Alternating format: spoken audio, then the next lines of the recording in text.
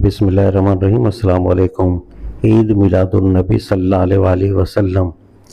आज का दिन दुनिया के लिए एक बड़ी बरकत का दिन है, क्योंकि यही तारीख थी जिसमें सारी दुनिया के रहनुमा हज़रत मोहम्मद सल्लल्लाहु अलैहि वसल्लम दुनिया में तशरीफ़ लाए।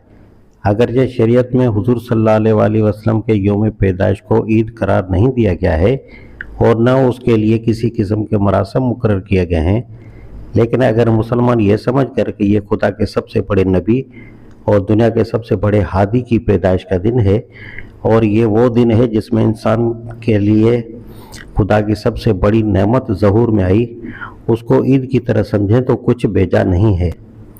इस मौके पर हमारा मुसरत मनाने का अंदाज हमारे दीन और ईमान के शायान शान होना चाहिए। अलबत्ता उस ईद के मनाने की ये सूरत नहीं कि खूब खाओ पियो, चरागाह करो, जुलूस और झंडे निकालो और महज अपनी दिल लगी के लिए फजूल नुमाइशी कायम करने लगो। ऐसा करोगे तो तुम में और जाहिल कौम में कोई फ़र्क न रहेगा। जाहिल कौमें भी अपनी तारीख के बड़े बड़े वाक़यात की याद मेलों ठेलों और जुलूस से मनाती हैं। अगर तुमने भी उनके मेलों और त्योहारों की नकल उतारी तो जैसे वो हैं वैसे ही तुम भी बनकर रह जाओगे। इस्लाम ने तो यादगार मनाने के लिए नया ही ढंग निकाला है। सबसे बड़ी यादगार हज़रत इब्राहीम अलैहिस्सलाम की कुर्बानी है, जिसे मनाने के लिए अल्लाह ताला ने ईद उल अज़हा की नमाज और कुर्बानी और हज व तवाफ़ का तरीका मुकर्रर किया है।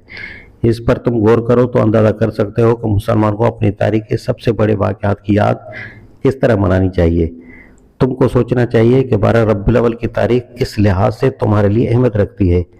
इस लिहाज से नहीं कि अरब के एक शख्स के घर में आज एक बच्चा पैदा हुआ था, बल्कि इस लिहाज से कि आज उस पैगंबर आज़म को खुदा ने ज़मीन पर भेजा जिसके ज़रिए से इंसान को खुदा की मार्फत हासिल हुई, जिसकी बदौलत इंसान ने हकीकत में इंसान बनना सीखा, जिसकी ज़ात तमाम जहान के लिए खुदा की रहमत थी और जिसने रोई ज़मीन पर ईमान और अमल सालेह का नूर फैलाया।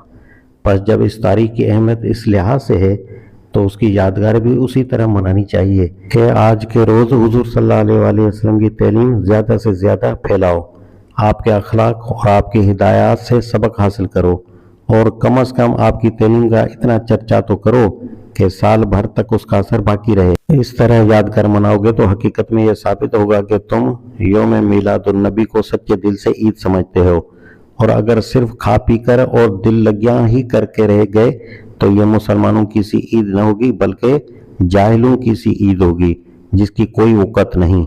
भाइयों, ईद मिलादुन्नबी आप मनाते हैं, बड़ी खुशी की बात है, मगर सिर्फ इतना अर्ज करूंगा कि अपने सरदार के दरबार में हाजिर होते वक्त ज़रा ये भी सोच लिया कीजिए कि क्या मुंह लेकर हम इस रूह पाक का सामना कर रहे हैं। एक खादिम से कसूर हो जाए तो अपने साहब के सामने जाता हुआ डरता है और मुंह छुपाता फिरता है, फिर क्या मुंह लेकर उनके सामने जाएं जिनके एक दो नहीं खुदा जाने कितने फरमानों की रोज़ हम खिलाफ वर्जी करते रहते हैं।